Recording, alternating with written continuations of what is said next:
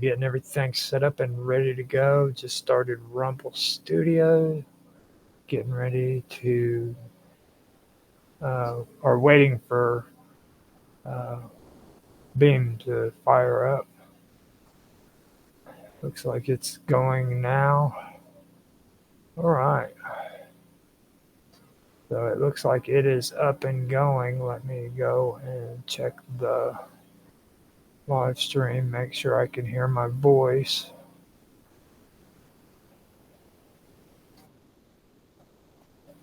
Sounds good on Beam.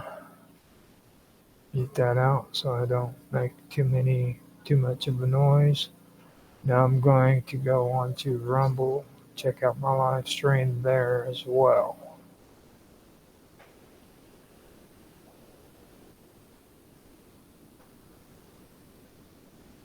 It has not kicked in yet. Let me hit refresh. Maybe that's something that I have to do. Oh, that's probably because that's not. Well, yeah, that's what it was. There we go. All right, that's going. So now I'm going to X, checking X out. X sounds good. D-Live is up. D-Live sounds good. Twitch sounds good. And now I'm waiting. There we go. It looks good on Kick. Let me go to dashboard too. That way I can just keep it down on dashboard and go from there. Now I'm checking on YouTube as well. YouTube is sounding good. All right, so everything seems to be working. It's pretty cool, kind of, because like the setting up is a lot quicker, it seems, than what it is on my OBS. Though I'm not going to say that it's better than my OBS because there's a lot of things you sacrifice with it. But okay, so we have another 8 minutes, and that's going to give me some time to go get my quick smoke in, and then I can get some coffee and use the bathroom, be ready to start the stream. Today I'm doing strange stories, and it's going to be good. It's going to be about the reptoids, guys. Now this, and I want to say this, well, I'll go ahead and just wait until I get the stream started before I do say it, but I will be back. What I'm going to do is put some groovy tunes on for all y'all cool kids. Let you watch or listen to it. So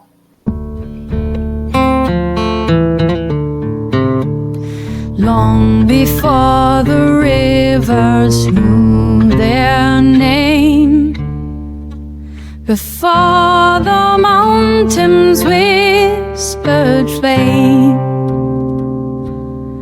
a voice was born, a tongue untamed, a song that time could never claim.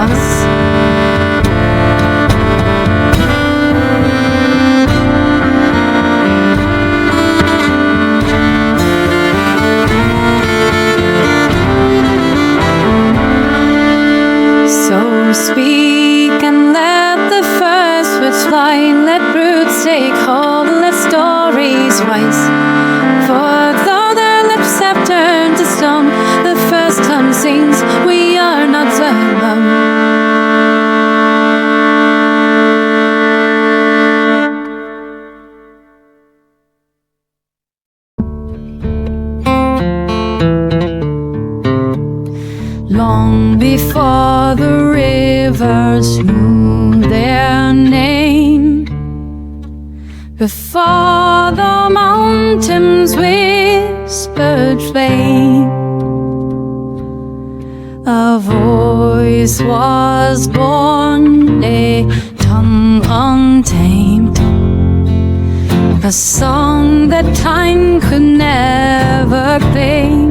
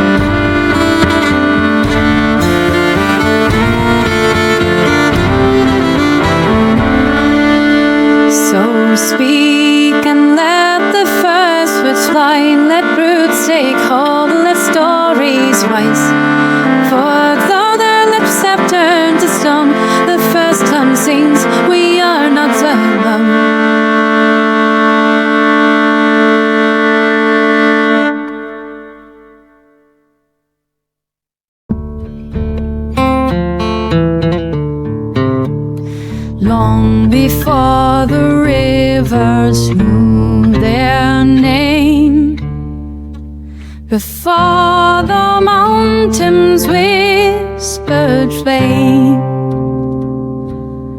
a voice was born, a tongue untamed, a song that time could never claim.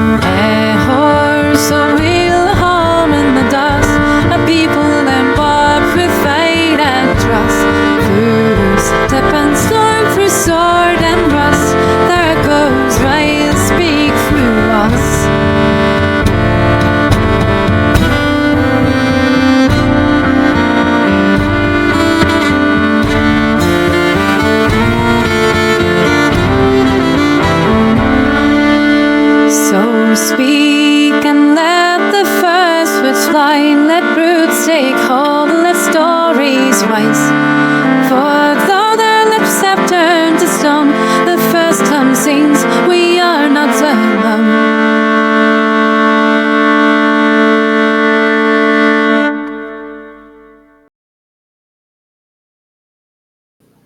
Okay, I am back. I am ready to go. So let me find out how far along we are here. See if my voice actually. Okay, so I checked the audio. It's still good. So it's time to get to the show. Now, like I said, today is going to be a good episode. It's about reptoids. It was interesting because the other night I was on the show and we were talking about the subject or a subject concerning ufology, and reptoids came up. Now, I'm going to tell you right now before we get started. I was going to say this before I started, but I figured I'd do it now since I started doing the show. Now, reptoids also have a lot to do with ufology. There's a lot of stories, and I'll get into that towards the end of this. But what I want to say is that even though it does pertain to the world of ufology, I'm going to stick to just the reptoids because there's different people with different ideas about reptoids, just like everything else. Some of them believe that they're like alien species, and some people believe that they're just ancient creatures that's been on the earth since the beginning of time, and then there's some people who believe they've been on the earth since the beginning of time and they're aliens. So you have a whole different perspective on that. Right now, I'm just going to go over reptoids and what reptoids are. So I'll kind of get into reptoids and stuff and discuss that as well because um, it mentions a couple of things that I do want to go over later on with my series, Everything About Aliens, and that's when I want to actually get more into this subject uh, rather than to do it on here. But you never know, you know what I mean? Now I'm on Strange Stories doing reptoids on WWOW Talk. I just went over the Nagas.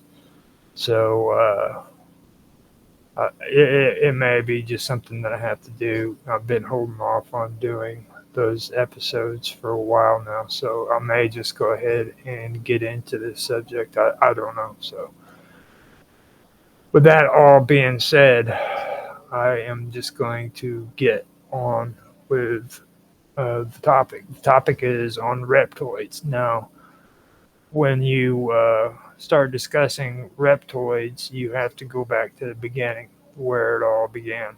And the story begins with a guy by the name of George Warren Sheffield, or Sheffield. Uh, Now, he was born on August the 11th in 1886 in Waterville Township. That's in Lucas County, Ohio. His parents were Warren William Sheffield and Martha Alice Ulrich. Now, on January the 19th of 1912, he ended up marrying Glenn D. Murphy in Des Moines, Polk County, Iowa.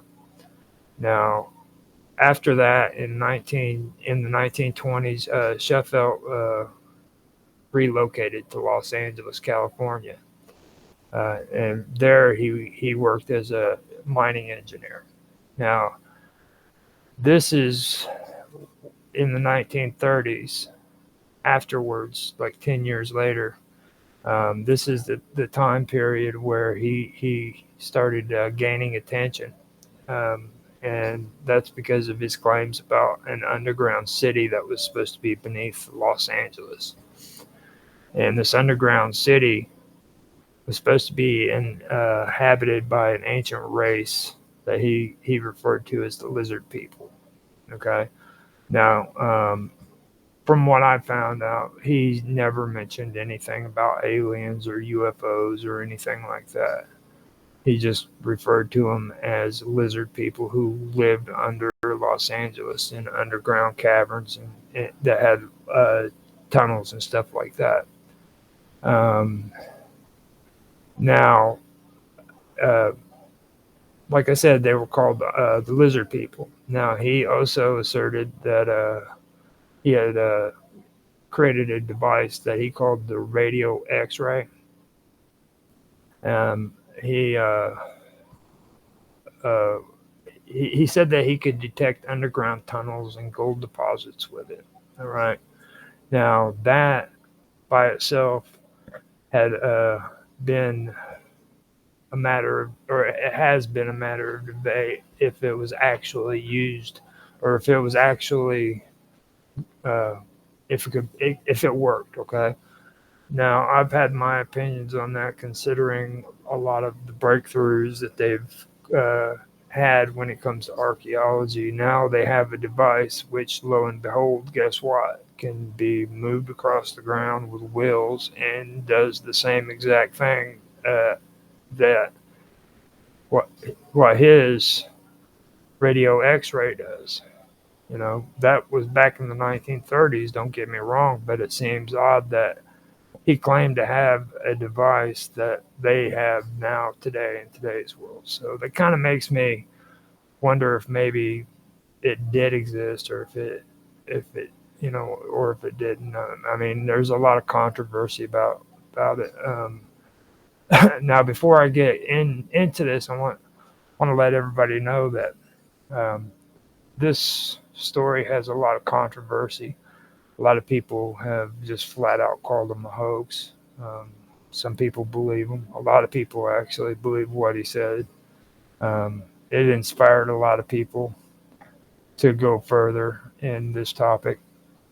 Um, but going through and gathering this information, I had to edit out a lot of this stuff because, you know, I don't feel that I need to put anything on that degrades or berates anybody. You know what I mean? So I'm just trying to prevent a story or present a story to you. If you agree with it, fine. If you don't agree with it, fine. You know what I mean? Just don't be a dick about it. You know what I mean? It's cool to have your own opinions on something, but just don't be that person. Is all I ask. You know what I'm saying? Now, he asserted that he had developed a device called the X-ray, the radio X-ray, which he believed could detect underground tunnels and gold, like I said before. Now, um, after that, Sheffield ended up passing away in November, on November the 7th in 1957. He was in Los Angeles, California. He was 71 years old, and he was laid to rest at Valhalla Memorial Park in North Hollywood, Los Angeles.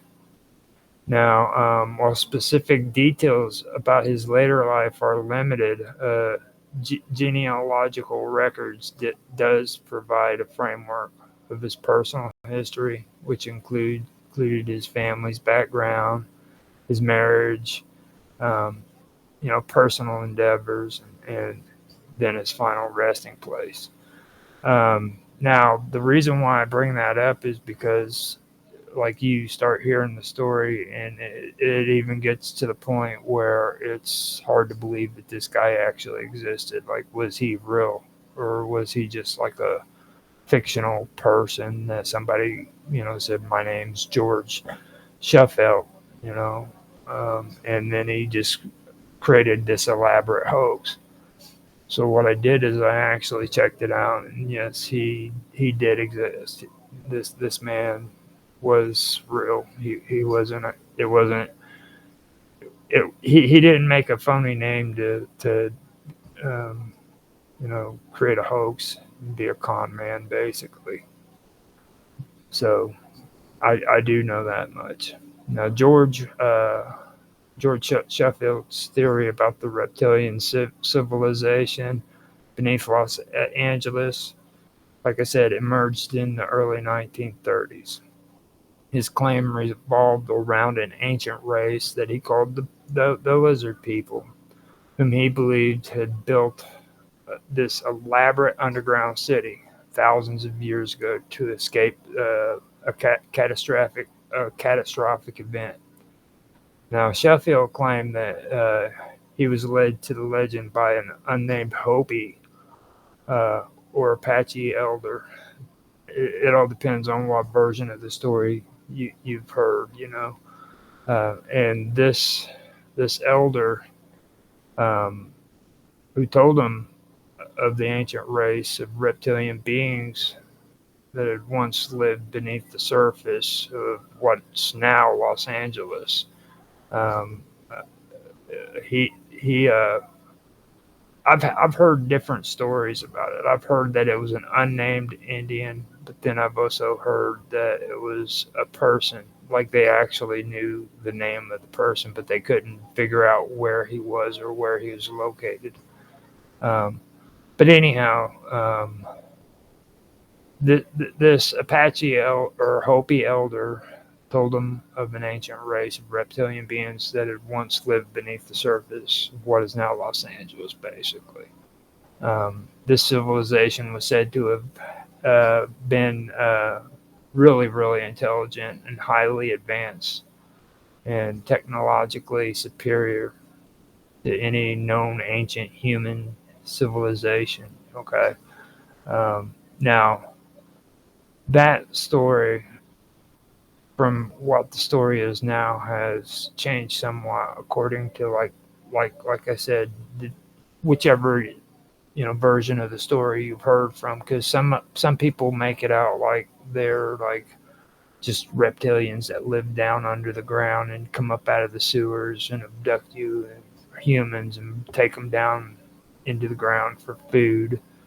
There's some that believe that they're aliens. Some of them that believe that they're uh, they're they're not physical beings, like they can actually go between dimensions and stuff like that. So you have different versions of what reptoids are. You know what I mean? Just to kind of put that out there. That way you understand there are different kind of versions of this story.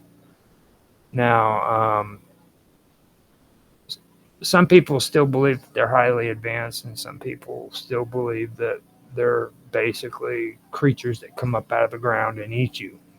So just remember that too. Now, according to Sheffield's version, 5,000 years ago, a great cataclysm, possibly a meteor shower or a volcano eruption, rained fire over the region, which forced these beings to construct vast subterranean tunnels and channels to protect themselves. Now, these tunnels allegedly extend for miles beneath the modern day streets of Los Angeles.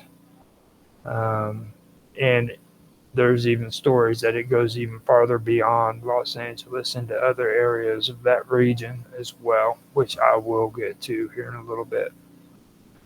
But first, I do want to mention that Sheffield, or point out too, that he was a mining engineer, and he claimed to have developed a device called the radio X-ray machine.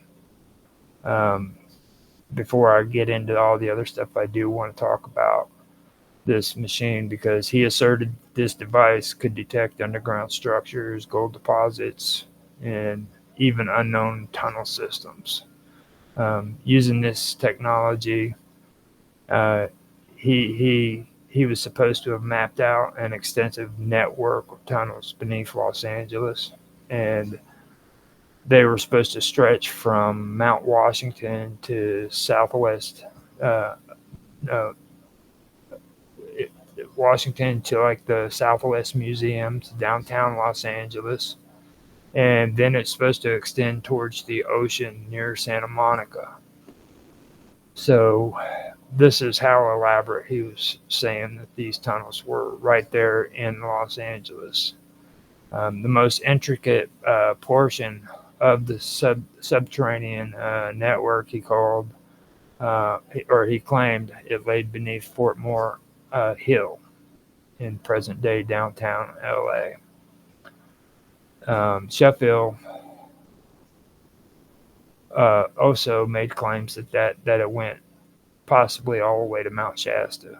So um, this is something that well, if you know anything about California, you know Mount Shasta is quite a bit of ways away from Los Angeles County. So just to let you kind of know there. Now Sheffield and his supporters believe that these underground tunnels contained hidden gold deposits.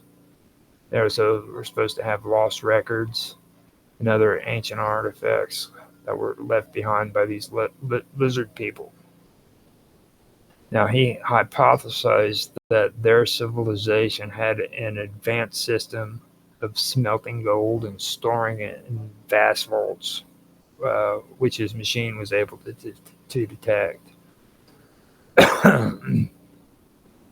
Now, the thing of it is, he even eventually obtained permission from the city of Los Angeles in 1934 to excavate or to do excavations, hoping to uncover like proof of the underground city.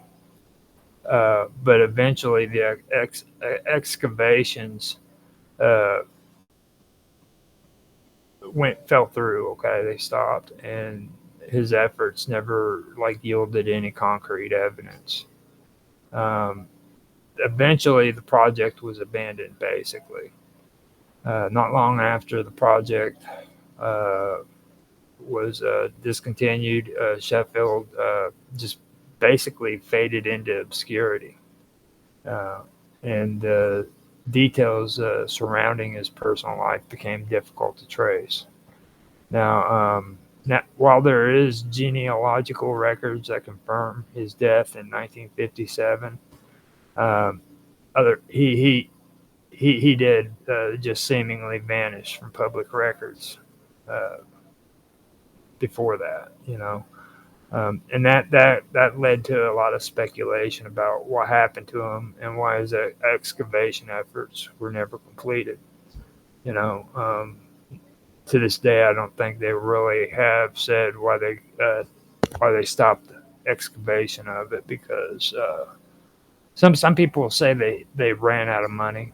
Some people say that the city said it wasn't worth it. You know that whatever, but they really never had any conclusive reason for why these excavations stopped. They just stopped, or they were never completed. You know, so that is something that is interesting about the whole subject. That's something that I notice a lot of people don't really point out either. Is the fact, okay, this and that, whatever. We talk about it, but the point is nobody really knows. There's nothing that's stated why these excavations stopped. You know, it's just speculation on why they stopped. They're like, well, it didn't pan out, so they no, that was never said. So that's something I think is interesting to bring up. You know what I mean? Um, Now, the the thing that I want to get into too is besides um, besides that fact, is like the conspiracy and stuff like that that drew up around it and things of that nature. So I'm also going to be talking about that as well as the lizard people and things of that nature, and I'll get into a little bit about the tunnel systems and what he actually said the tunnel systems were like, because I did like this story, so I did pull up quite a bit of evidence about it.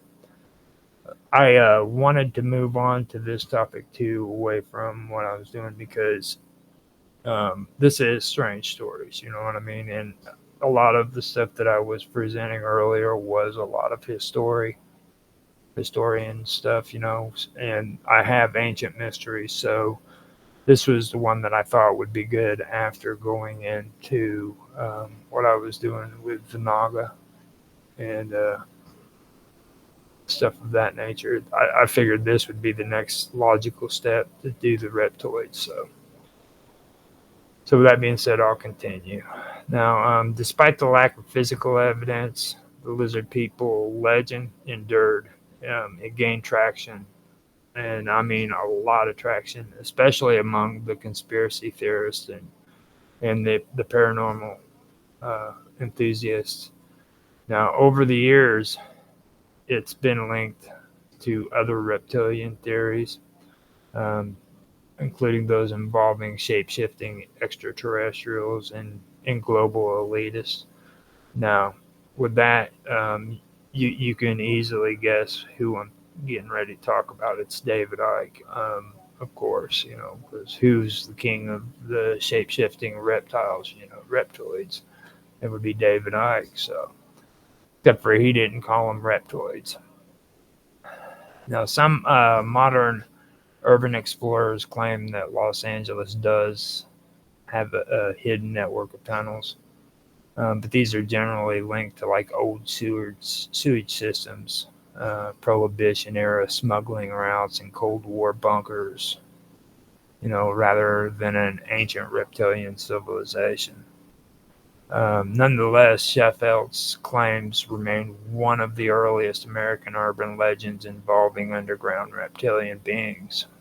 In his radio X-ray machine, it continues to be referenced in alternative archaeological circles. You know, um, people like to call it pseudo archaeology and stuff like that, but I really don't like saying that very much. You know what I mean? So I'll just call it alternative archaeology circles. So now Sheffield's radio X-ray machine was a device he claimed could detect underground tunnels and gold deposits in hidden chambers, like I said. Um, Now, that was by using some form of electromagnetic resonance or radio waves, something of that sort. But the thing of it is, you have to understand there has been no verified scientific explanation providing how it actually worked, and no surviving examples of the device itself exists today. Like nobody knows anything about this. Um, Now with me, I have a tendency of being suspicious even when it it's stories like this, like Tesla. Okay, I've mentioned it before with him and his death. Yeah, he was old, but the stories that they say about how he died and how he died poor in a hotel room, penniless, that sounds more shaky to me. You know what I mean? Because the guy was a genius. You're telling me that he couldn't repair, freaking radios for a living so that he can make money for himself. You know what I mean? I mean, come on. And there's just so many other cases like that where the stories don't add up. And this is one of them, you know what I mean? Like the guy's x-ray device just disappears without a trace. So, I mean, just being the devil's advocate, all I'm saying is what if something was found the excavations halted because they found something that was really, really horrific and they never wanted it to reach the surface, you know what I mean? So it could be something like that. You just don't know. So I did want to mention that and bring it up. But they say there's no surviving examples of the device that exists today. Now, according to Schaffel, the machine was composed of the following key components. It had a cylinder chamber that contained a series of dials, gauges, and electronical circuits. It also had metallic probes or sensors that were lowered into the ground. Now, then there was a receiver or a screen that supposedly displayed underground structures as patterns or silhouettes. Now, after that, a tracking system is also something that he claimed he had that could trace the path of tunnels beneath the ground. So it's kind of interesting. Like I said, back then, I know it was back in the 1930s, but now archaeologists have tools like that they can use today for tracing or finding out where there's archaeological finds under the ground without actually having to dig it up. They use them all the time.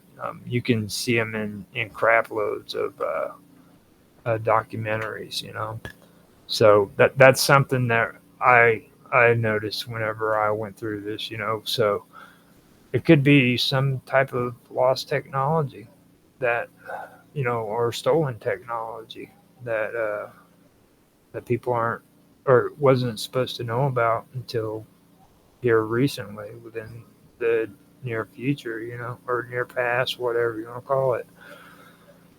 But I do find that that's kind of odd. And I have a habit of looking at things like that, and I know that a lot of people don't look at things in the way I do, because like when it comes to like ancient history, for example, I love ancient history, and when I'm reading about ancient history, I don't think of things in today's mindset. For some reason, I put myself back there in that time period, and I think this is how they lived, and I actually can understand that and relate to it. You know what I mean? And it's just like back in the 1930s. Like these people didn't live the same way we did. They didn't have the things we did. You know, like this groundbreaking technology that has dials and gauges and electronical circuits that could go across the surface of the ground with a receiver and a screen that could display it underground tunnels and stuff. That was just unthinkable back then. But today, it's no big deal. So, I mean, I know that that's probably just me talking, but that's just the way I've always been about it. I've always been interested in stuff like that. Now, Sheffield never fully explained the scientific principles behind his machine. He suggested that it worked by detecting energy signatures, possibly based on residual radiation or magnetic waves emitted by underground objects. He claimed that it could penetrate miles below the Earth's surface too, allowing him to create detailed maps of these hidden structures. Now, one of the most unusual aspects of the device was its supposed ability to detect gold deposits at really great depths under the ground. Now, Sheffield believed that the gold emitted like a unique frequency of energy, or like an energy field that his machine could pick up. Um, This is what led him to claim that the underground city of these lizard people contained like vast vaults of gold. And he created several hand-drawn maps based on the readings from the device, supposedly. And it was supposed to be showing an extensive underground city with like multiple rooms and passageways and gold repositories. And these were all supposed to be beneath Los Angeles. Now, despite all these claims, no known scientists or engineers were ever able to verify that the radio X-ray machine actually worked. There's also no record of any patents. There's no technical blueprints. There's not even like peer review studies associated with the device. Um, After Sheffield's excavation efforts were abandoned, his radio X-ray machine disappeared from public record. Uh, no known examples of it exists today, and it remains one of the more mysterious aspects of his legend. And I agree. When I first heard about this machine, I was just as fascinated with the machine as what I was with the underground passages too. You know what I mean? So that was one thing that really did stick out to me when it comes to that. I need to actually get my uh, got to get my streams back to where they need to be as well, because I just realized that the chat for Beam wasn't available to where I could see it. All right, now the chats are open if you guys want to make a comment about what the topic is. I am reading them. I'm able to read them too, so um, I'll come in and I will check these chats out as I go. So, and I can also see the chat for Rumble, and I believe maybe, yeah, no, for Rumble, Twitch, and Kick. I believe I can see on my Beam stream. So that's weird saying that. But anyhow, if you guys want to leave comments and stuff, I would be more than happy to talk to you. So now, the thing about it is, it does remain one of the more mysterious aspects of the legend. Now, while his maps and some photographs of his excavation site have survived, the machine itself remains an enigma. Basically, it left more questions than answers, in my opinion. So, with that, I wanted to kind of go over Fort Moorhill. Now, this is basically right around in the downtown Los Angeles area. I don't suggest that anybody ever go to the downtown Los Angeles area, because I've had a past history of drugs and alcohol. And I actually had the privilege of spending time there homeless. And I'll tell you right now, that is not the place where you want to go. That is not the place where you would want to imagine reptoids under the ground, dude, while you're homeless on the streets with the drug and alcohol problem. Trust me, it's not good. So let me just leave it at that, and I'll continue with it. Now, Fort Moorhill was once a prominent elevation in downtown Los Angeles, and it has a rich history which is intertwined with the city's development. It was established during the Mexican-American War. The fortification was constructed by U.S. troops to secure the area after the capture of Los Angeles in 1847. Now, over time, the hill became a significant landmark. It hosted various structures and served as a residential area. Now, in the early 20th century, as Los Angeles began to expand, Fort Moorhill was seen as more of an obstacle to like urban development and everything. Now, to facilitate growth and improve transportation, the city undertook a lot of projects to modify the landscape. Now, in 1901, the Broadway Tunnel was constructed beneath the hill, which connected Temple Street to what is now Cesar Chavez Boulevard. Now, this tunnel aimed to ease congestion and improve access between different parts of the city. Now, regarding subterranean features, the Broadway Tunnel is a documented example of infrastructure below Fort Moore Hill. Um, Now, additionally, in 1933, Warren Sheffield claimed to have discovered an extensive network. You need to realize that too. Now, um, he believed that they were like remnants of the ancient civilizations that he referred to as the lizard people. Basically, is what it is, and we just talked about like the radio X-ray. So he had made that claim, but his excavation didn't yield any evidence at all whatsoever. Now, beyond the Broadway Tunnel, um, there's been no substantial evidence of other tunnels, caves, or subterranean pathways under Fort Moore Hill.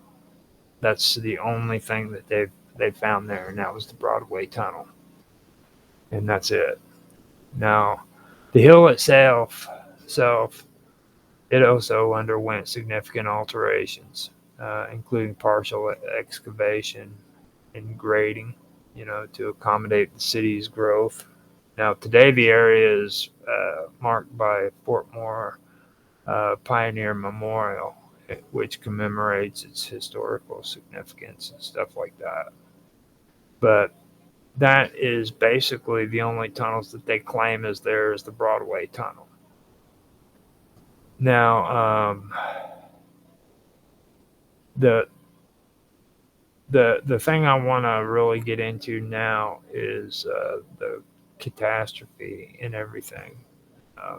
The catastrophe that was supposed to have happened. Now, Sheffield's theory about the lizard people in their underground city beneath Los Angeles, it regarded a great catastrophe that forced an ancient civilization underground, right? So the story was reported in the Los Angeles Times on January the 29th, 1934. And it presented like a fascinating legend for people about a firestorm or meteor shower or something like that devastated the surface world. And this was supposed to be in ancient times. And see, back then, people jumped on that. They loved stories like that, like Mark Twain, Huckleberry Finn, all of that. I mean, people love that. People don't even know that Mark Twain or Samuel Clemens was notorious for stuff like this. Like, he would go from town to town because he was usually getting chased out of one town to the next one because he would write outlandish stuff that would just grab people's attention, and that was something that people loved. They loved hearing these stories, and they would go nuts over them. So you had that going on too. You know what I mean? And one day in Los Angeles on July the 29th, 1934, here came this story out of the Los Angeles Times. This legend about a firestorm and meteor shower that just devastated everything on the surface of the planet way back in ancient times. So you can tell, you know that a lot of people were pretty fascinated by that. Now, according to the legend that was told by Sheffield, who claimed to have received the information from a Hopi elder. Okay. And yeah, the guy's name was Chief Little Greenleaf. A great firestorm or meteor shower was supposed to have devastated the surface world, which was supposed to have happened thousands of years ago. This calamity, according to the tale, either resulted from cosmic events or a war involving advanced weaponry. according to some.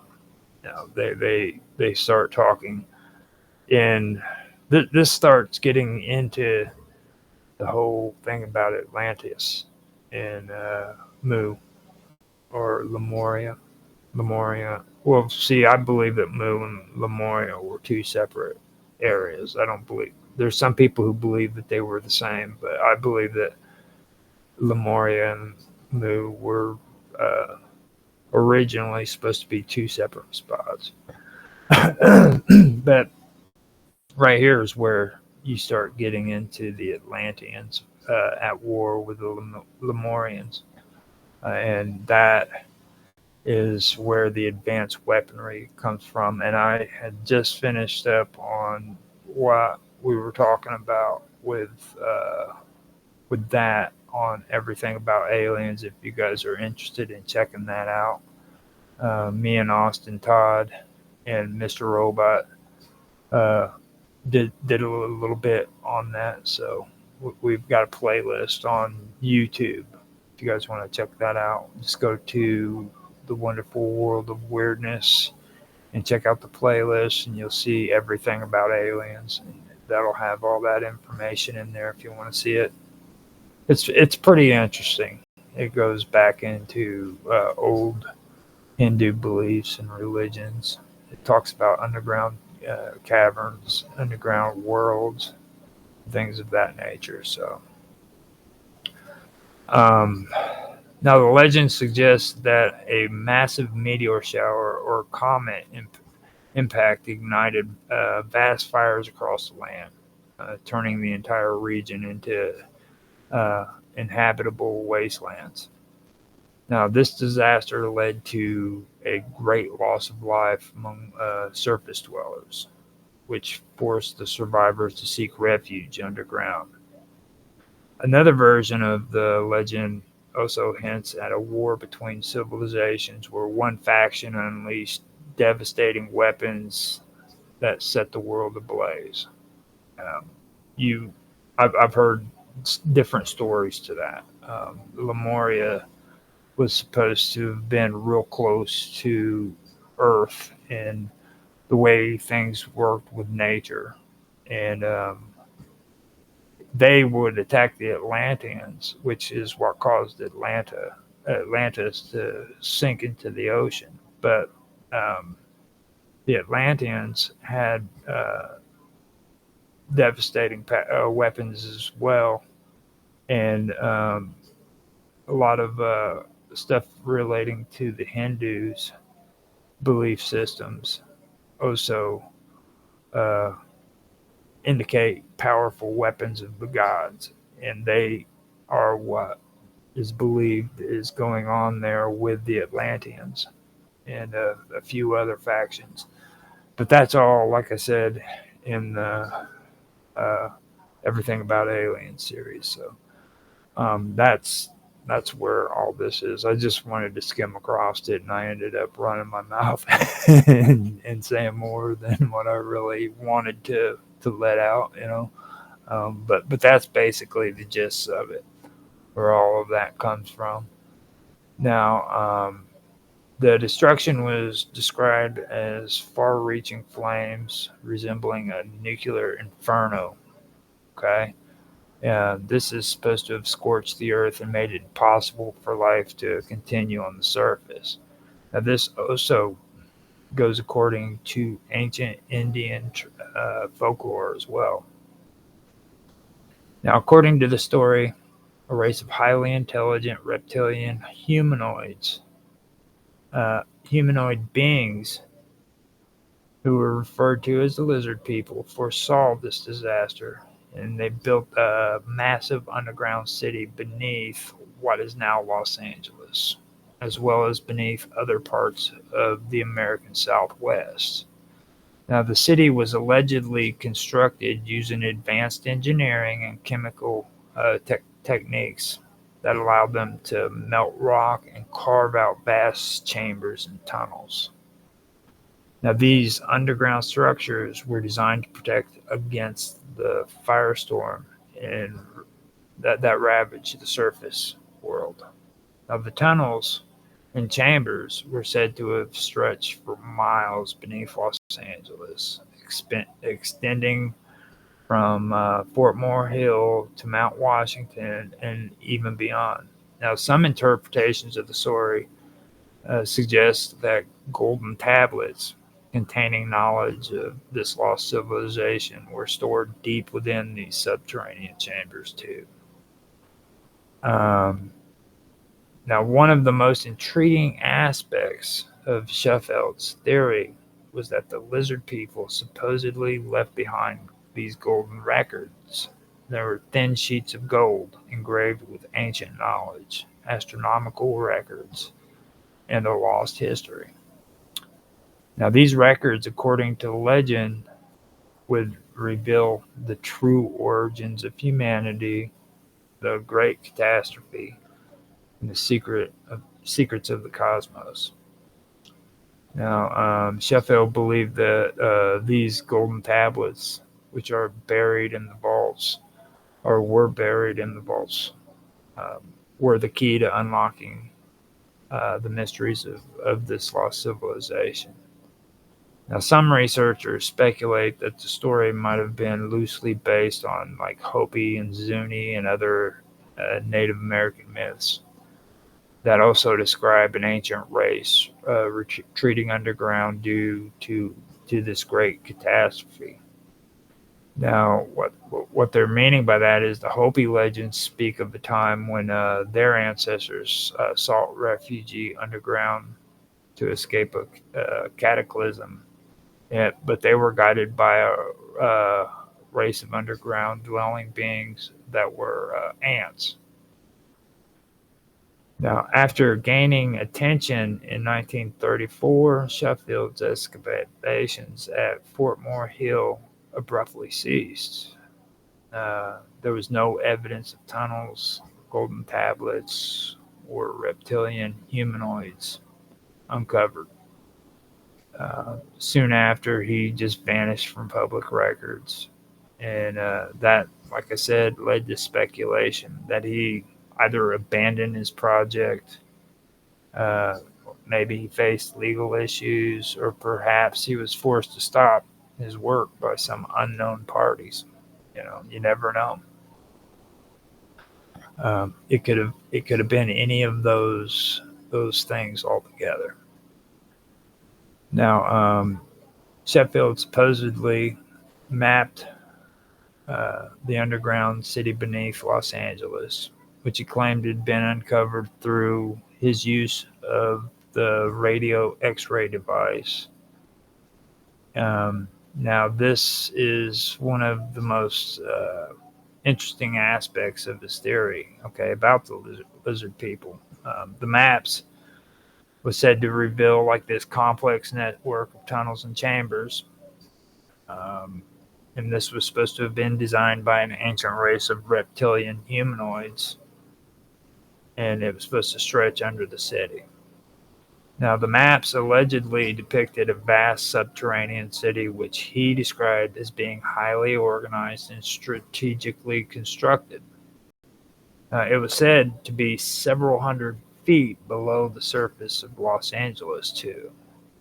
So this is like several hundred feet below the surface of Los Angeles, with like intricate systems of tunnels and chambers and vaults that were designed to protect the ancient inhabitants from this catastrophe, this firestorm or meteor shower that was supposed to have decimated the surface world.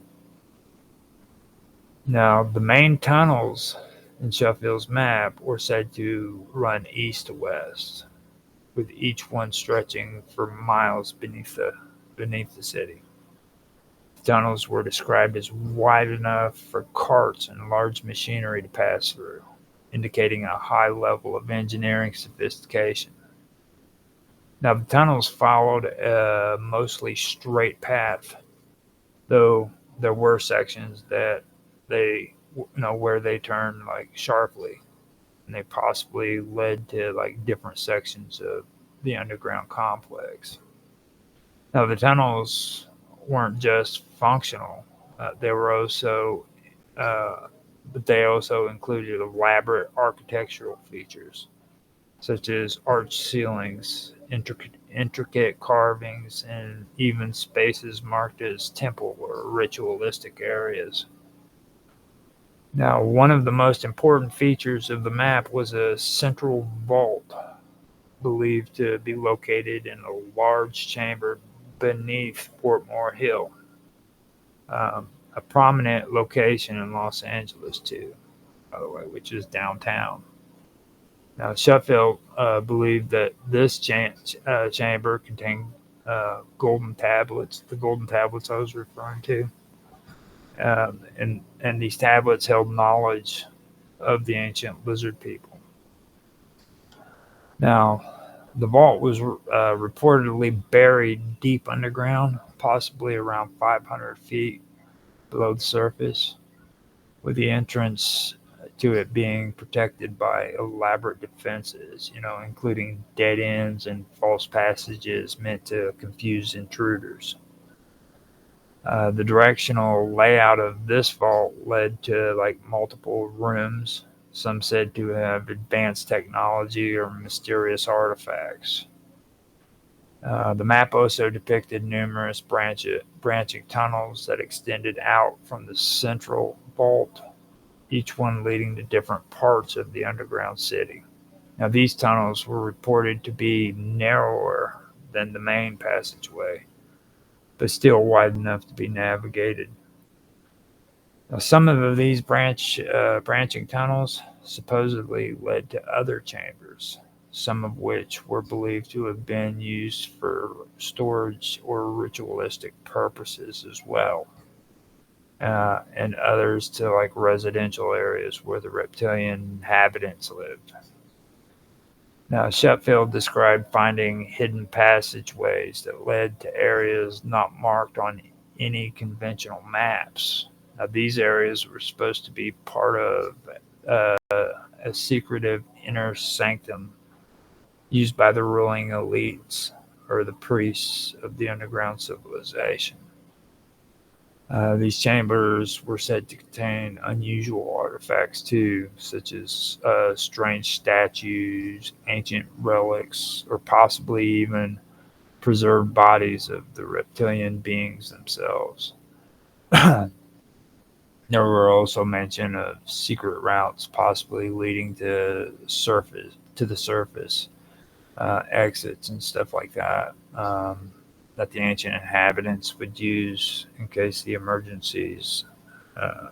in case of emergencies or to escape surface level dangers, things of that nature. Now, Sheffield also reported about the scientific directions of, or no, specific directions of the tunnels, and their exact measurements were detailed but somewhat inconsistent. You know, they were based on description. No, they were based on his descriptions. That the Based on his descriptions, the underground city had sections aligned to cardinal directions, with major tunnels running to in four primary directions: north, south, east, and west. Northwest, northwest, southeast, and northeast, southwest. Now, this suggests an extremely well planned and organized network that may have been built with the intention of ease of movement and defense. East to west tunnels were said to be the main thoroughfares, though. They connected the most critical parts of the underground city. Sheffield described how these tunnels led from the central vault, branching off towards other districts or chambers. Now, according to Sheffield, the second tunnels running north and south, or at diagonal angles, were used for service accesses or led to smaller residential areas. Now, these were narrower and more winding, which suggested they were less important than the main thoroughfares. Some passages, Sheffield claimed, ended abruptly, and they were supposed to have false walls or hidden doors, which are supposed to be used or designed to confuse invaders um, or like uninvited guests. Now, these were meant to keep outsiders from finding the most important chambers, supposedly. Uh, that's about the best that I've been able to find when it comes to information pertaining to these tunnels. There's a little bit more, but that was what I can tell you is Sheffield was quite specific about the depths of the underground city. He stated that many of the chambers and tunnels were located deep beneath the surface, often several hundred feet, below the earth. He also mentioned that some of the more shallow tunnels were reported to be located at like 100 to 200 feet below the surface. These were said to be closer to the surface and connected to more accessible areas. The most critical tunnels and vaults were supposed to be found like 500 feet or more below ground. Now, these deeper sections were thought to have been designed as secure locations for the ancient artifacts and knowledge tablets that Sheffield sought to uncover and find. A particularly significant section of Sheffield's map was the series of tunnels under Fort Moore Hill. This area, now part of downtown Los Angeles, was supposedly home to the central underground city where the most valuable discoveries awaited. Okay. So according to Sheffield, the main tunnel under Fort Moore Hill was meant to act as the entrance point to the underground world too. From there, explorers could navigate through various branching tunnels that connected to this central vault and other areas of the city. Now, Sheffield claimed that the tunnels ran for miles, connecting Fort Moore Hill with areas around Mount Washington and even further.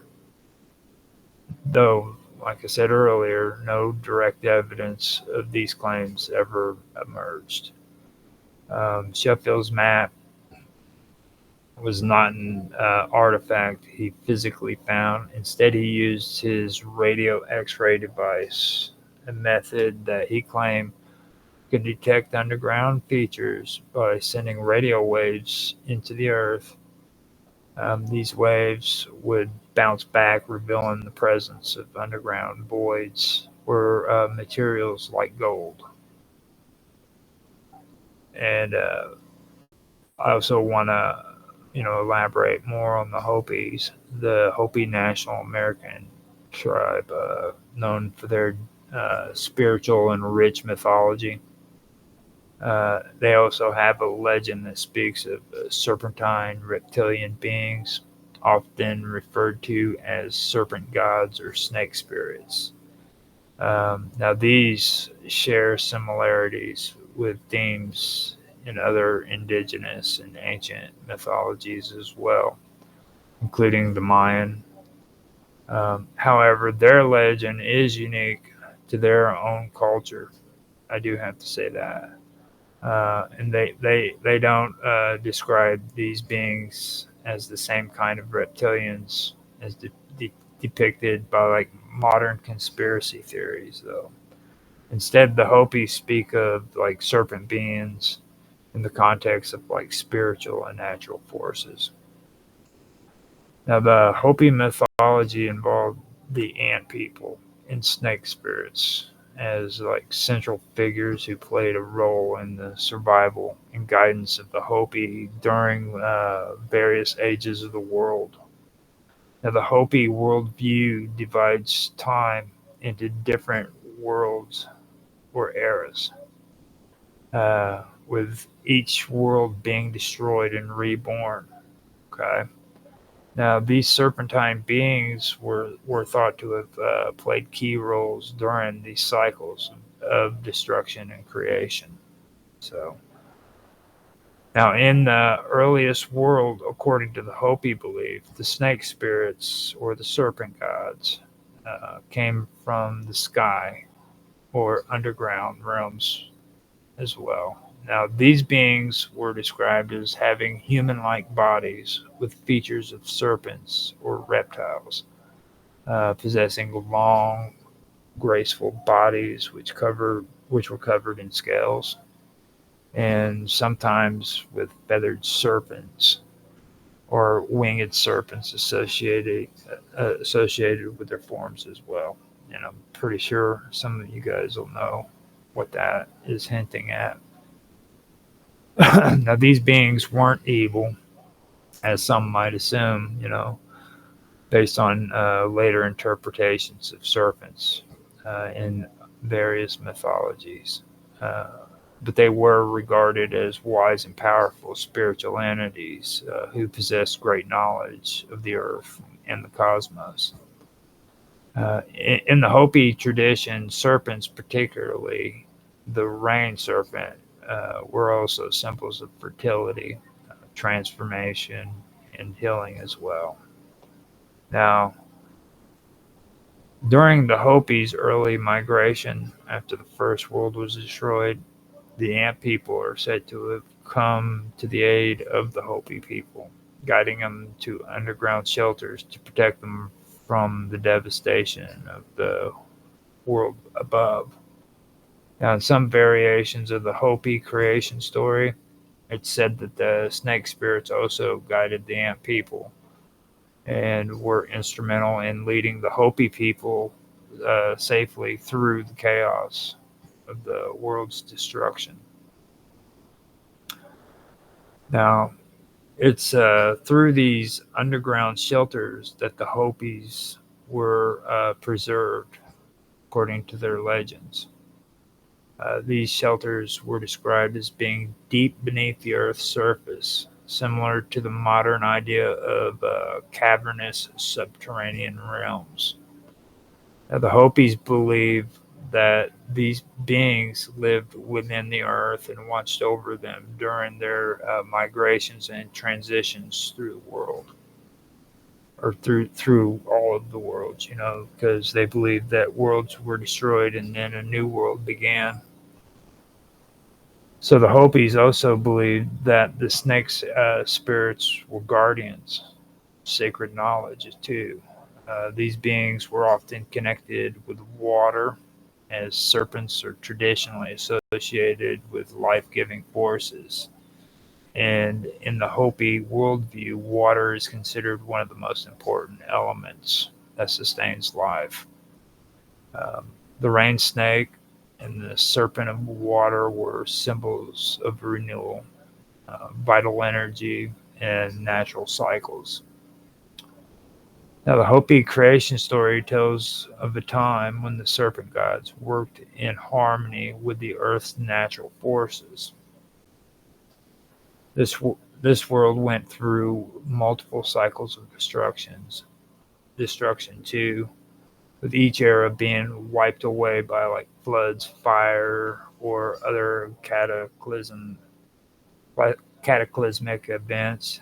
Um, After the First World's destruction, the serpents are said to have helped rebuild the earth and the people. They symbolize the restoration of balance, much like how the snake sheds its skin to renew itself. You'll see that in a lot of different cultures worldwide. So it's not just like the Hopi Indians or just the indigenous people of the Americas, it's everywhere. I've been reading like all of these different cultures from way back when, and that's the one thing that they're really big on is life, death, and rebirth. you know so it's pretty interesting how all of it works out on a world view if you really take a look at it. So according to the Hopis, after the first world was destroyed, the people entered the second world, where they were tested in their ability to live in harmony with the natural world. Now, the serpent gods were still part of this world, and they helped the Hopis navigate their environment, ensuring their survival through a series of trials, basically. Now, the third world, which is the current world according to the Hopi beliefs, is a time of great imbalance in the snake spirit, or the snake spirits. They're said to have become more distant from the Hopi. It's in this world that the serpent beings are said to be in hiding, waiting the day when the Hopi people be ready for their return. So now, in some interpretations, the serpent gods were believed to have retreated underground, becoming a secretive and hidden force, watching over the earth, waiting for the right time to reveal their teachings and wisdom again.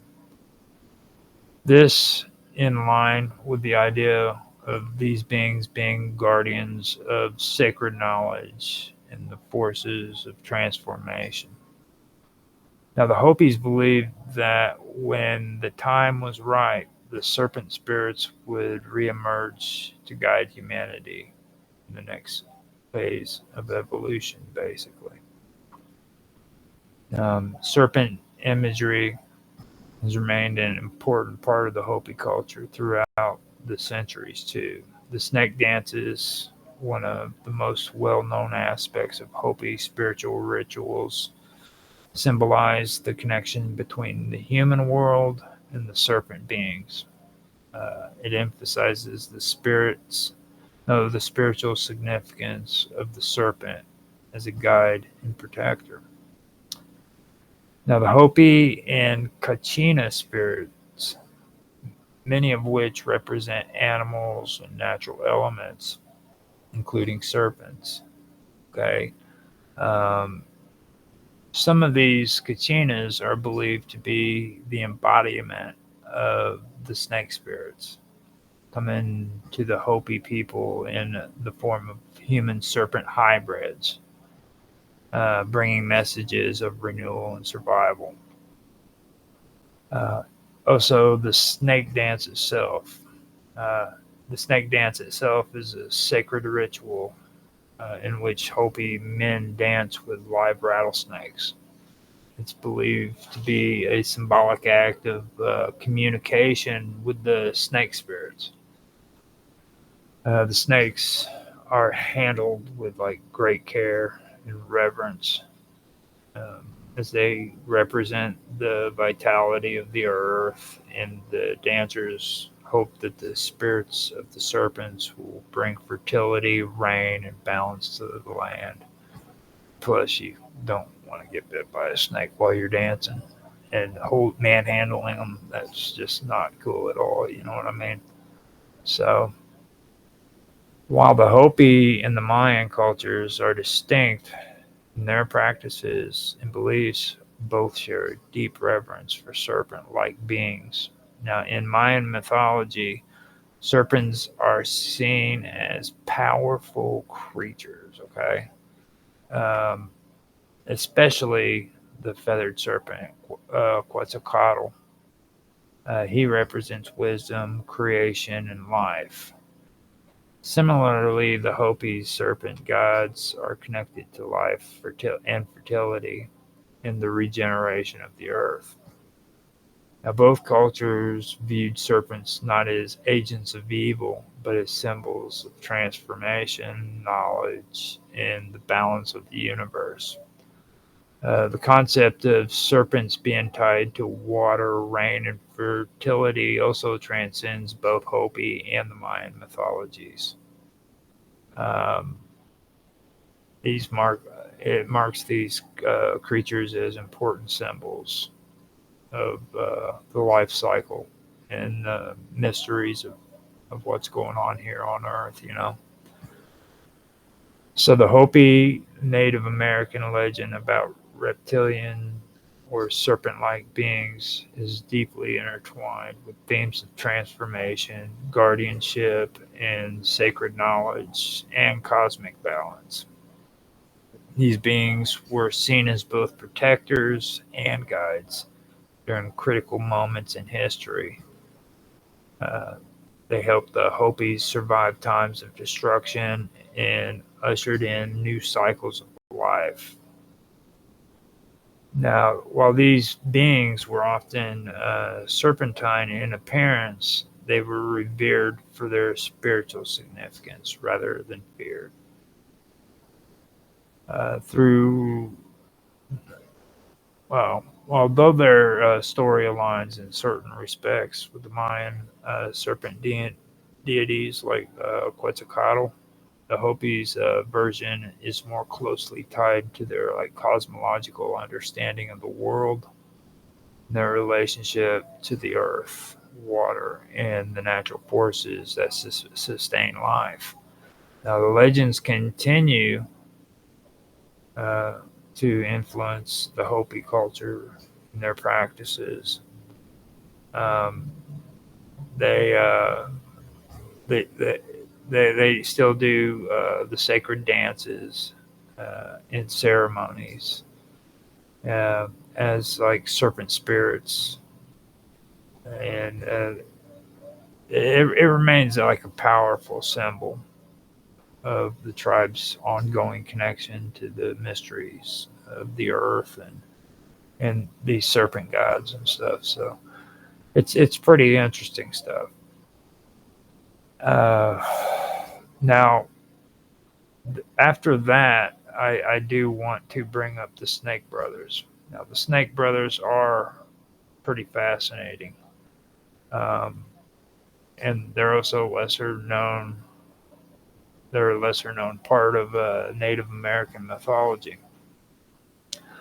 particularly among tribes from the southwestern United States, such as the Hopi and the Zuni and the Navajo. Now, the term Snake Brothers refer to a mythological group of spirit beings or deities who are often depicted as serpentine figures with human attributes, or as beings that embody the essence of serpents. Now, these figures are integral to many ceremonial and spiritual practices, and are generally seen as guardians of sacred knowledge, fertility, and healing. While their stories are very slight, while their stories vary slightly, across different tribes, the central themes are largely consistent. The origin of the Snake Brothers is most strongly tied to creation myths and the early pre-colonial spiritual beliefs in various southwestern tribes. Now, in many ways, the Snake Brothers are depicted as having arrived from the underworld or from the sky, and in some versions, they are described as creators or bringers of life. Like many mythological beings in Native American culture, they represent forces of brilliance, duality, and transformation, which aligns them with the broader archetypes of serpents in world mythology. Now, the Snake Brothers are sometimes depicted as male and female pairs, symbolizing a balance between masculine and feminine energies. This duality is deeply rooted in the Native American understanding of the natural world, where opposites work in harmony to sustain life. Now, these brothers often personify nature's cycles, representing life, death, and rebirth in a continual flow. Among tribes like the Hopi, the Snake Brothers are seen as guardians of fertility and rain bringers. In these cultures, the snake is often a symbol of renewal and regeneration. The serpent's ability to shed their skin is a direct metaphor for the earth's ability to regenerate, bringing new life from after periods of dormancy. Now, during sacred rituals and dances, the Snake Brothers are invoked to ensure that the land will be fertile, the crops will thrive, and the rains will come to nourish the earth. In Hopi rituals, for example, rattlesnakes are often used in ceremonies to invoke the Snake Brothers' blessings for fertility and life-giving rains. Now, the Snake Brothers are also viewed as protectors of sacred knowledge. This knowledge often pertains to spiritual wisdom passed down through generations, related to healing practices, natural medicine, and the use of herbs, plants, and rituals for like personal and collective well-being.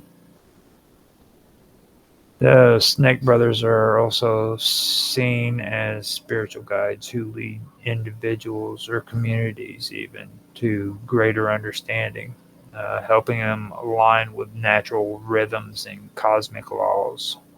Through their teachings, they impart like wisdom about balance, the cycle of life, or the cycles of life, and the need for respect towards nature and the environment. Um, the dual nature of the Snake Brothers is a recurring theme too. On one hand, they are viewed as benevolent figures who bring about life, but on the other hand, they are also associated with dangerous forces, particularly in the form of the rattlesnake or other venomous snakes, which can pose a threat to the unwise or disrespectful. Now, the duality reflects the balance inherent in nature, a balance between creation and destruction. The Snake Brothers, much like other serpent deities, can represent the forces of life and death, showing that death is an essential part of the life cycle, necessary for renewal uh, and stuff like that. Now, in several Native American tribes, snakes are associated with healing too. The Snake Brothers are believed to hold powerful knowledge of herbalism and medicine. They're thought to be no, they're thought to possess the ability to heal illnesses and restore balance to those who are ill or troubled. Now, the process of healing often ties into the broader theme of transformation, as the Snake Brothers' ability to shed their skin is a metaphor for the shedding of old negative energy and pain in order to regenerate and heal. Now, in this way, the Snake Brothers also serve as symbols for personal transformation, teaching individuals the importance of change and the necessity of adapting to the shifting currents of life. Now, through stories, well, actually, stories of the Snake Brothers um, uh, vary widely. Okay, now that depending on the specific Native American tribe. Now, some common motifs and legends have emerged over time, though. One prominent story from Hopi mythology speaks of the Snake Brothers coming down from the heavens to create the first humans. Now, according to this legend, they were the first beings to bring life to the barren earth, okay, and to teach the early humans how to live in harmony with the land. They gave the people the knowledge of agriculture, teaching them how to grow crops and live sustainably on the earth. The brothers were also guardians of sacred places, often guarding like secret sites where life was said to have been created or where spiritual energy resided. Now, these sacred sites were usually caves or underground chambers where the Snake Brothers could be found in their true form. Uh, a giant, no. as giant serpents or humanoid serpents, often possessing supernatural powers, usually. Now, in some Navajo stories, the Snake Brothers are believed to reside in the underworld. Uh, they are said to guard the passages between the physical world and the spiritual realms. And only those who are pure of heart are able to enter their domain. Now, this domain is often described as a cavernous underground world, which is filled with mystical energy, and it's where the Snake Brothers keep watch over the spiritual essence of the earth, basically. Now, in these stories, the Snake Brothers sometimes act as gatekeepers to watch the afterlife, ensuring that those who pass into the next world do so with proper respect and understanding of the forces of nature.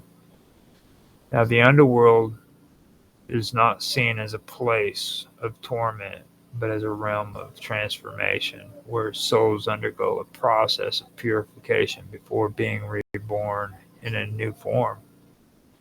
Um, in another common theme across various tribes, the Snake Brothers serve as mentors or advisors to heroes on their spiritual journeys. These heroes might seek out the Snake Brothers to obtain wisdom or guidance or power that'll help them overcome challenges. Now, the heroes must often undergo a series of trials before they can gain the favor of the Snake Brothers, of course, and learn the deep mysteries of nature and the universe. Now, one such legend tells of a young warrior who, in his quest to gain wisdom and strength, had to face the Snake Brothers in a ritual of courage. Now, the warrior had to prove his worth by overcoming fear and showing respect to the serpents. If he was successful, he would have he was granted he would have been granted knowledge that helped him protect his people and bring balance to the natural world. Things like that. Now, with that being said, I want to get back to G. Warren Sheffield. Um, his work focused primarily on the idea of an underground civilization beneath Los Angeles. And like I said, he attributed it to an ancient race of beings that he called the lizard people. Now, his theory suggested that these beings were an advanced and highly intelligent civilization that predated modern humans, that they had established subterranean cities and complex networks beneath the surface. You know, Sheffield's lizard people theory came to prominence back in the 1930s, though it is important to note that the evidence he presented was largely speculative, and it hasn't been widely accepted or verified by any mainstream historians or archaeologists. All right. And trust me when I say I've cleaned a lot of this up because, like I said, I don't want to make this anything where it's, berating anybody because of what they believed. I don't want to try to assume that this guy was legit or if he was just trying to cause a hoax or anything. I presented a bit of information there about the background of the story when it comes to the reptoids and things of that nature. You know what I mean? So it actually kind of does fit in with like the Hopi and the Navajo beliefs. And I when I first heard about it, it was the ant people. You know what I mean? The reptoids, not so much, but the ant people I do know about. Um, I I have heard stories about about reptoids when it comes to Mount Shasta in areas like that, and entrance ways into the underworld with Agartha and things of that nature, and the Guardians or Gartians. So that's for another story, though. So now, his claims primarily emerged from his alleged discoveries using a radio X-ray device that he had invented. This device was intended to map underground formations, and it was said to have detected tunnels in cities beneath Los Angeles that, according to Shutfeld, were not naturally occurring, but were man-made, potentially built by this ancient underground civilization. So, Shutfeld believed that the lizard people had fled into the underground uh, in the aftermath of a catastrophic event, such as a meteor shower or some form of global disaster. This idea aligns with his narrative that the surface world had been devastated by some kind of cosmic event, which forced this advanced race to retreat into the earth for survival. His theory about the lizard people seems to have been influenced by ideas of lost civilizations such as Atlantis, which I'd given you a brief discussion of. And he proposed that these underground dwellers had an advanced understanding of technology, including engineering, astronomy, and even the use of radio waves. Now, as for the lizard people's historical records, Sheffield did not provide any substantial evidence or direct quotes from any written documents that he claimed to have discovered. However, he spoke in vague terms about like ancient records that he believed were left behind by the lizard people. He suggested that these records were encoded in the structure of the underground cities, or the underground city, I should say, perhaps in the form of like hieroglyphs or carvings or symbols hidden deep within the cavern or tunnel beneath Los Angeles. So Sheffield claimed that the lizard people were not only technologically advanced, but also spiritually sophisticated too.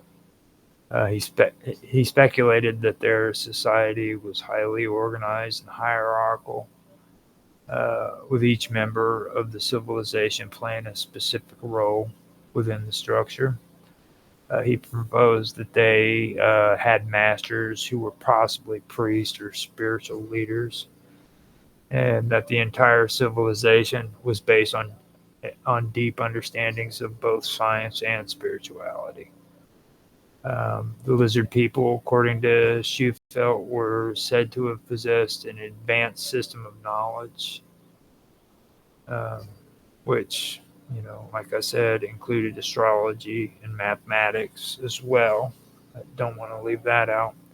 That helped them like navigate and map the stars and Earth and the surrounding regions.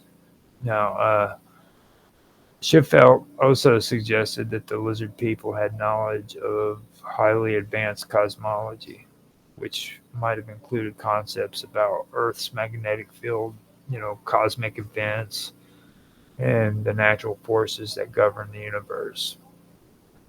His accounts of the catastrophic event that drove the lizard people underground is a pivotal element in his theory too. He described the event as a firestorm or meteor shower that devastated the surface of the world. This cataclysmic event, according to Sheffield, wiped out the vast majority of the lizard people's surface civilization, which forced them to retreat underground for survival. Now, the meteor shower or firestorm theory seems to be inspired by like various myths and theories about global cataclysms, including the stories of Atlantis and other ancient lost civilizations that were supposedly wiped out by natural disasters or cosmic events. Now, Scheffeld's theory borrows from these mythological and uh, uh, very fringe ideas, placing the destruction of the lizard people's civilization in a historical context that might have occurred thousands or even 10,000s of years ago. Um, Sheffeld's map of the underground city was the most specific aspect of his claims. He described the city as a vast network of tunnels, chambers, and underground buildings that stretched beneath modern day Los Angeles. Okay. Now, these tunnels were said to be well organized, with many of them forming complex shapes and patterns, too. According to Sheffield's theory, the lizard people had constructed their underground city with precision. All right. And he believed that the tunnels followed certain astronomical alignments too, and were used for purposes related to spiritual rituals, shelter, and social organization. Now, uh, Sheffield suggested that these underground chambers might have also been used as both like living spaces and as places where the lizard people conducted scientific or spiritual work. Interesting, Sheffield is also claimed that he had located a keyhole shaped structure within the underground city that might have been a main temple or spiritual center of the lizard people. He speculated that this area was the hub of the ancient civilization's knowledge and might have contained the records or books that chronicled their history, technology, and their beliefs. Now, the term lizard people itself seems to be a misinterpretation or even a simplification of the more mystical and symbolic figures uh, that Sheffield encountered in the mythological and folklore traditions. Now, the idea of serpentine beings or reptilian gods is not unique to Sheffield, and it can be found in many cultures, including ancient Mesopotamia, Mesoamerica, and Egyptian mythology. Um, these cultures often depicted serpents or reptilian figures as being of great wisdom, power, and mystery, and associated with both creation and destruction. So, with that being said, I also want to say that it's unclear whether Sheffield intentionally linked the ancient race of underground dwellers to reptilians or serpentine symbolism for dramatic effect, or whether he generally believed in the existence of a reptilian species. Some have argued that he may have been influenced by the prevailing interests of like mysticism and occultism that was going on during his time. And I mean, it's still around, but not like it was back then in the 1930s. It was really, really deep back then. So, um, now this was often associated uh, with the serpents, and it associated the serpents with like ancient wisdom and hidden knowledge, which was really prevalent back then. Like I said, um, Sheffeld's theory about the lizard people, it has remained an intriguing part of uh, French history and alternative archaeology for from then until now. While his claims have uh, been widely dismissed by the scientific community, his work contributed to the growth of urban legends and conspiracy theories about underground civilizations and reptilian extraterrestrials. Now, over time, Sheffeld's theories began to intertwine with those of like modern conspiracy theorists who expanded upon the idea of reptilian or overlords that controlled the earth, or beings connected to extraterrestrial beings. So um, that's a thing that you need to think. Now, although there's no solid evidence supporting Sheffield's specific claims, the lizard people theory persists, basically, in our popular culture today. So it's been incorporated into various conspiracies. A lot of science fiction stories too, and ufology. I mean, it's everywhere in ufology. Now, the idea of reptilians beings living beneath the earth has basically become a fixture in conspiracy theory. Um, Conspiracy theory lore is probably the best way of saying it. Excuse me, I'm burping. Now, that sometimes is connected to ideas about like secret governments, alien interventions, and even the existence of like a global elite. That's something David Icke is really a well-known figure in. Uh, like him and conspiracy theory communities and his theories, um, all of it has inspired like a large number of followers who share his views of the existence of the reptilian extraterrestrials and their control over human affairs. Ike's ideas are often seen as unconventional or controversial, but they found a niche audience, though. I mean, many of his followers embrace his theories as a way of understanding what they perceive as a hidden or secret world. You know what I mean? Like, and they just believe it 100%.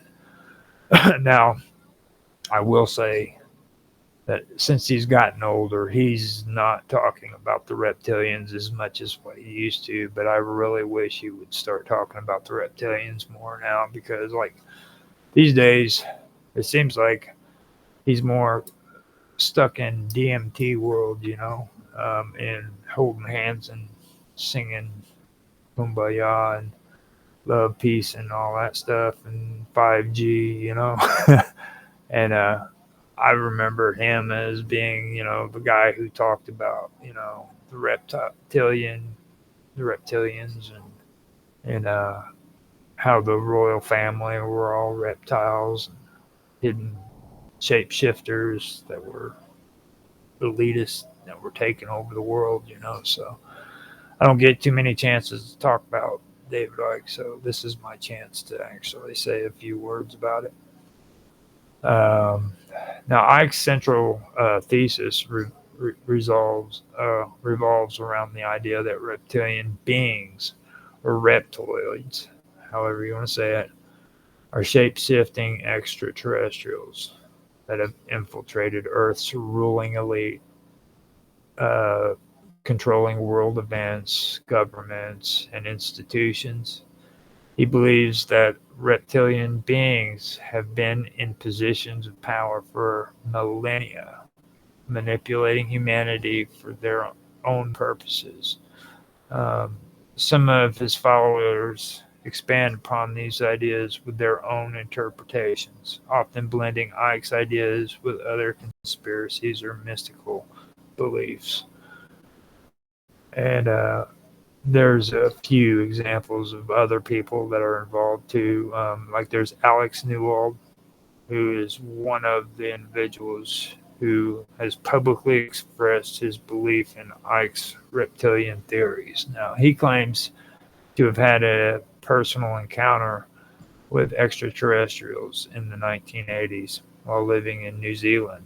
Now, Newald's account revolves around his experience of being abducted by alien beings and taken aboard a spaceship, where he was allegedly shown images and information about Earth's ancient history. Now, Newald's theory, while similar to Ike's, focuses more on the idea of a spiritual awakening and the need for humanity to understand and break free from the control of these reptilian beings. He believes that these entities have influenced human history by guiding rulers and leaders, controlling the flow of information, and suppressing spiritual evolution. After him, you have Richard D. Hall. And Richard D. Hall is a British researcher and writer who has expressed support for Ike's theories as well. His theories about the reptilian agenda. He's produced a range of videos, articles, and talks discussing how reptilian beings are allegedly involved in human governance, media manipulation, and also mind control. Now, Hall, like many of Ike's followers, delves into the idea of hidden powers behind world events, suggesting that there is a dark elite who are not only influenced by extraterrestrial entities, but may even be shape-shifting reptilian hybrids themselves. Now, his work often focuses on exposing those covert influences and advocating for public awareness. Now, after him, you have Max Egan.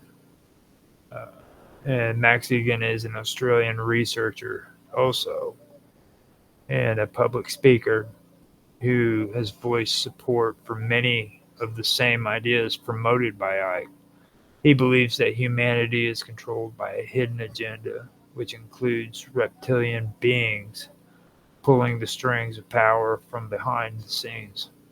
Now, Egan focuses heavily on the idea that the human race has been subject to a long history of manipulation, with key events such as wars and economic collapse being orchestrated to maintain the power of the global elite.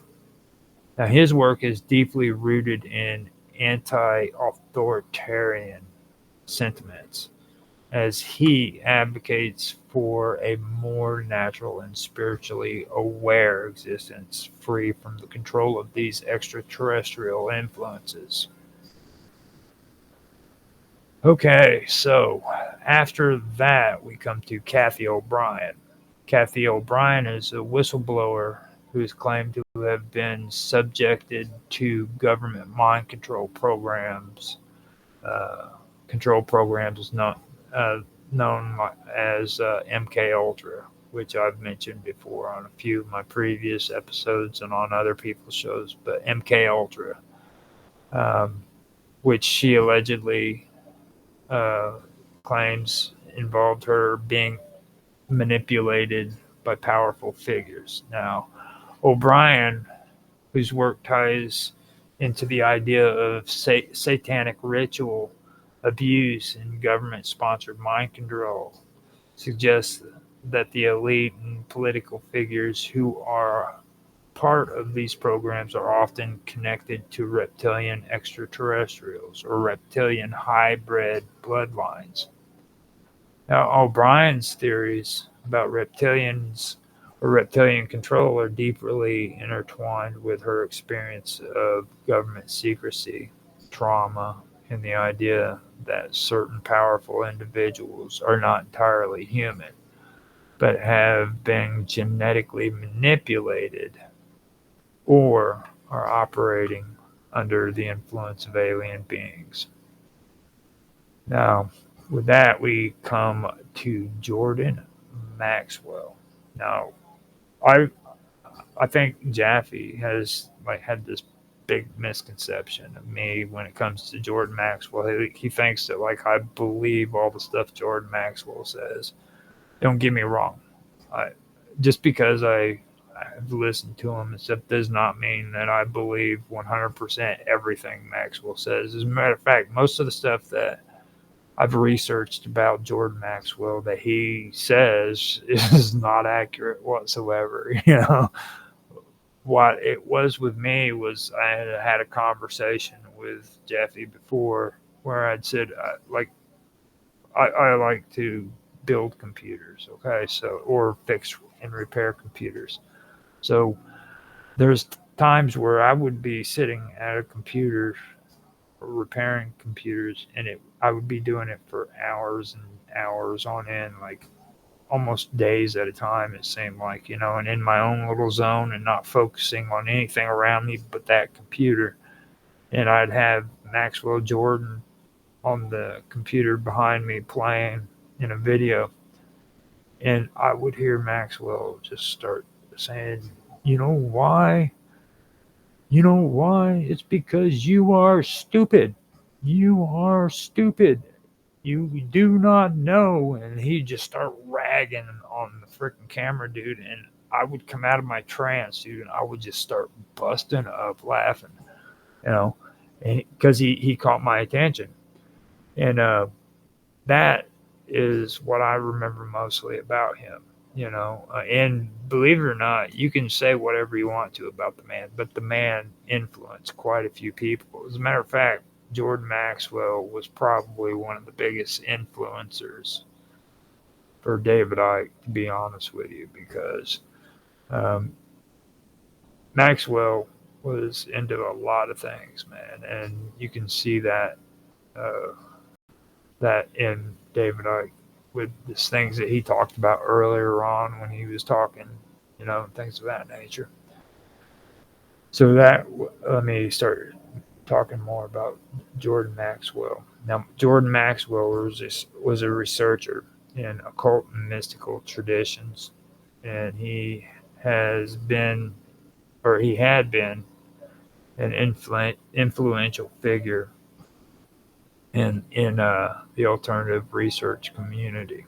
Now, though Maxwell does not explicitly embrace all of Icke's reptilian theories, he had often spoken about the hidden forces behind human history, government, and religion.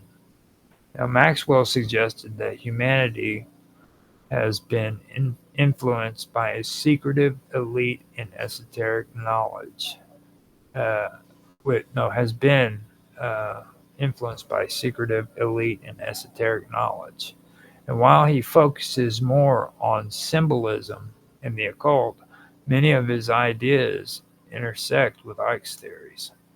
Maxwell had suggested that powerful ancient forces, which could include extraterrestrial beings or interdimensional entities, had shaped humanity's religious and political systems for centuries. One of the most iconic aspects of Icke's theories is the shape-shifting nature of the reptilian beings. According to Icke and many of his followers, these entities can transform from reptilian form into human-like appearance in order to blend into uh, secret, undetected creatures in society. Now, some believe that these beings are responsible for infiltrating like human power structures, such as governments, media, and corporations, controlling events behind the scenes. Now, the idea that reptilian beings uh, are able to exert control over Earth's leaders, industries, and media, it's a common thread among followers. Many of Icke's supporters believe that a small group of powerful individuals, some of whom may be reptilians or hybrid creatures, manipulate global events for their own benefit, ensuring that humanity remains under their control. Um, Now, this could involve orchestrating wars, economic crises, or environmental disasters in order to maintain the status quo. Many followers of Icke's theories believe that humanity is on the verge of a spiritual awakening, where people will realize that they are being manipulated by these entities. Now, this awakening is often portrayed as a process of self-discovery, freedom from the control of the reptilian overlords. Some followers view their work as part of a larger cosmic struggle that's supposed to help people wake up from the hidden truths about the world, things of that nature. And like I said, I didn't want to dive too much into the extraterrestrials and the ufology, so I wanted to like skim through it and kind of give you a little bit of an overview of some of the people that are involved, just like a short example of it. These are people who have been inspired, influenced, however you want to call it, but by the story that Sheffield had presented about the reptoids. You know what I mean? And don't get me wrong, it does go farther back with the Nagas and the Hindu mythologies, if you want to call it mythologies. I like to call them a religion because they do believe in it. It's not like it's a myth. I don't like even calling dead religions mythologies either, because that's what they did. That it was their religion. It wasn't their mythology. So it's kind of offensive. So with that, I am going to go ahead and end that there. If you guys want to hear more about this, or if you have any comments that you would like to elaborate on that I've said, then go for it. Leave something in the comments section so that I can talk to you, because I do mean it when I say it. I love to have conversations in the comment sections. Nobody seems to want to do it. Everybody's like, I don't want to talk to that dude. He's freaking crazy. Especially if you know me, you don't want to talk to me. So I get that. But be brave and leave a comment for me. Let me have a conversation about this stuff with you. If you want to, you can like, subscribe, share, everything that they suggest that you do to help a brother out, because a brother's in need. If you want to donate to me, give me some money, dude. I love money. I really do. I haven't had any money from this stuff, and I love it. So, with that being said, thank you guys for watching, and thank you for listening. And I hope you enjoyed. And with that, I'm going to end the stream. You guys have a good day. Bye-bye.